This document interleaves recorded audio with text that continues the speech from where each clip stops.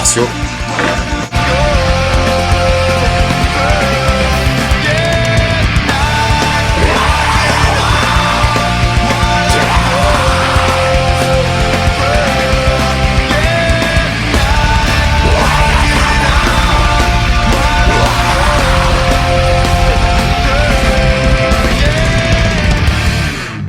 C'est quoi pour toi la différence entre un vrai power mover et un mec qui pourrait s'assimiler comme power mover?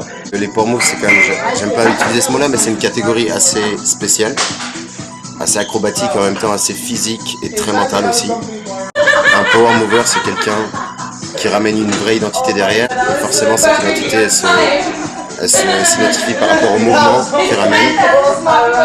Donc des nouveautés, des nouvelles manières de faire, des nouvelles voies.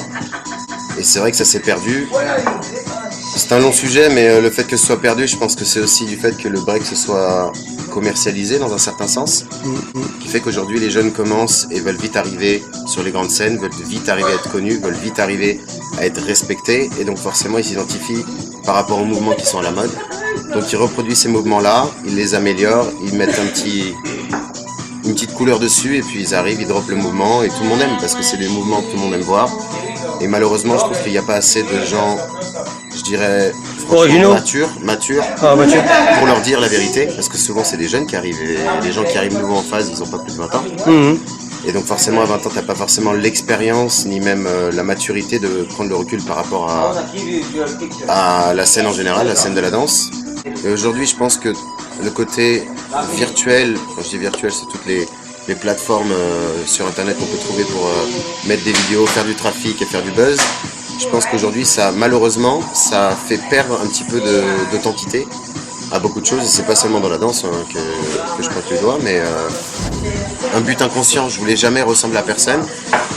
J'ai commencé la danse, j'avais un petit écart. J'ai commencé à faire des vrilles, mes jambes pliaient. Et j'ai travaillé l'esthétique, la manière, la technique à ma manière. Et je voulais pas que ce soit référencé par rapport à quelqu'un d'autre. Ça a aussi amené à ce que je pousse le truc un peu plus loin. Et donc je pense que c'est une question de prise de conscience et de maturité à un certain moment, qui ne veut pas dire jeune ou vieux, parce que quand j'ai commencé la danse, au bout d'un an, je voulais déjà être différent et j'avais 16 ans. Donc après mon frère, Polo aussi m'a forcément beaucoup aidé par rapport à ce point de vue-là. Il voulait être très différent et forcément on se rattache à une identité. Lui, c'en était une qui était pour moi très importante, qu'il reste encore aussi, même en étant complètement hors de la danse. Et une identité, on a toujours besoin. Il faut toujours la prendre, je pense, par rapport au code de respect. Donc, par exemple, ceux qui s'inspirent d'autres personnes comme moi, j'ai des inspirations et ça, je ne peux pas m'en cacher. Et je peux citer certains noms que j'ai déjà fait en interview avec toi, Moy, Boy, Ronnie, tous ces gens-là. Ouais, les grandes stars de cette génération. Et j'ai regardé justement la manière dont ils faisaient et puis la direction, ce qu'ils essayaient d'apporter. Je me suis dit, cette manière de faire, elle est relativement très importante en fait.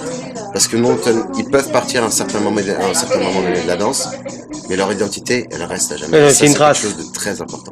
Et voilà, c'est là où je me suis dirigé pendant beaucoup d'années. Okay, B-Boy Martial from Legitimate Production.